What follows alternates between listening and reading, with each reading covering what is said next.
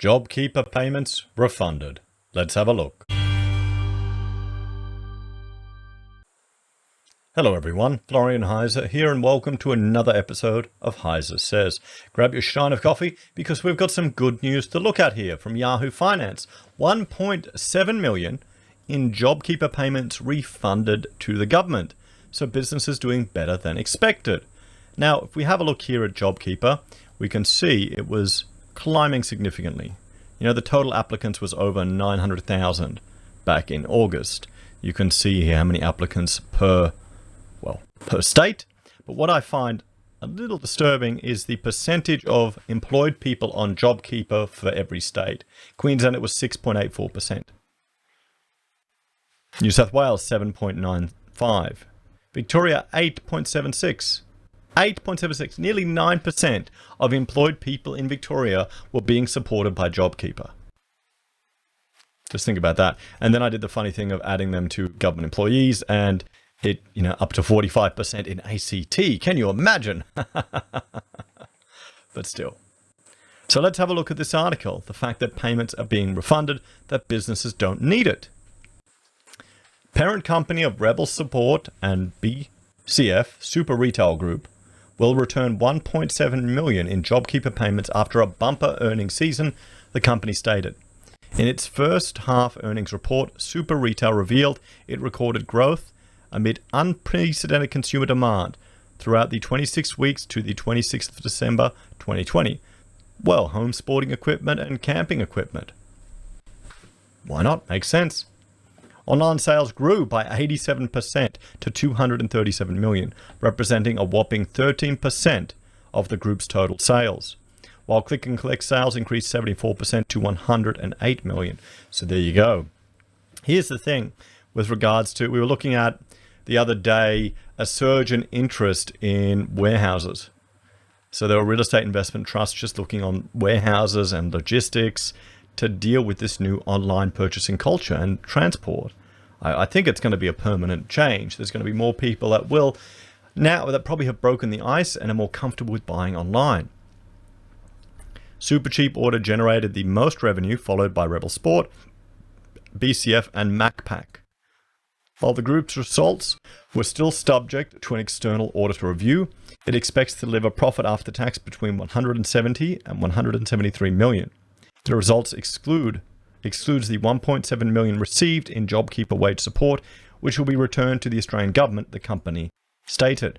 Super Retail is the second business to reveal it will refund Jobkeeper payments to the government, with Toyota saying it would also return around 18 million after its record fourth quarter sales. Toyota claimed payments for nearly 1,400 employees. Like most businesses, Toyota faced an extremely uncertain future when the COVID-19 health crisis developed into an economic crisis that even led to dealerships closing for extended periods in Victoria and Tasmania, Toyota CEO Matthew Kalkor said. In the end, we were very fortunate to weather the storm better than most, so our management and board decided that returning Jobkeeper payments was the right thing to do as a responsible corporate citizen. Labor's Shadow Assistant Minister for Treasury, Andrew Lee, has since called on Harvey Norman and Premier Investments, the parent company of Smiggle, Just Jeans, Dotti and Portmans, to also return their Jobkeeper payments after recording profits. Lee tweeted, "If you can afford a multi-million CEO bonus and a whopping dividend, you don't need government handouts." Well, they can keep it if they want. I mean, it's up to them. The question is now if they're doing it, they're capitulating to Andrew and he's going to score some political points, so they may not do it to spite him. If they do it just out beforehand, it would have been good publicity. So what do you reckon?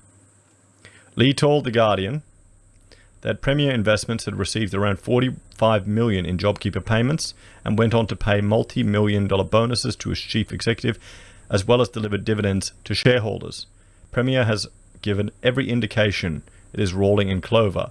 If anyone should be paying Jobkeeper back, it's Premier, he said. Well, I mean, they pay the taxes anyway, so what do you reckon? So there we have it, guys.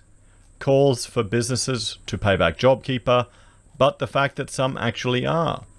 And it's in the retail. But notice Notice it's all the very big businesses, the big brands, the conglomerates of Rebel Sport, BCF, Super Retail Group. You know, it has all these other little businesses there. It's not the mum and dad shops. And well, hopefully that will see a winding up of this. But I mean, look at how many people here. Let's look at each state. 175,000 in JobKeeper applicants in Queensland, 323,000 in New South Wales, 289,000 in Victoria, over 15,000 in Tassie, 56,000 in SA, 4,700 in, just think about that, 4,700 in Northern Territory. So the least number of JobKeeper applicants, but when you look at the proportion of, right down here, so this is the employed people in NT is 129,000 for a population of 245, and the public sector is 34,000 in Northern Territory.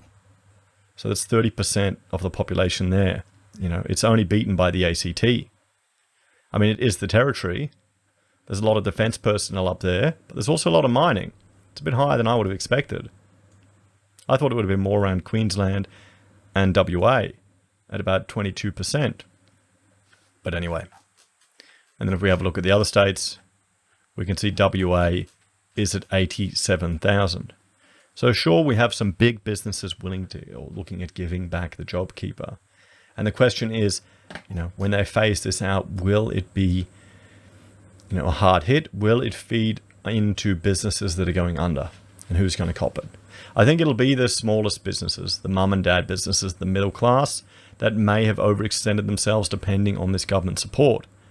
How many zombie companies are going on because the government is providing JobKeeper? We'll have to see. Anyway, guys, thanks for watching. Like, share, subscribe to the channel. If you're a fan and want to support the content I create here, there are a few ways you can.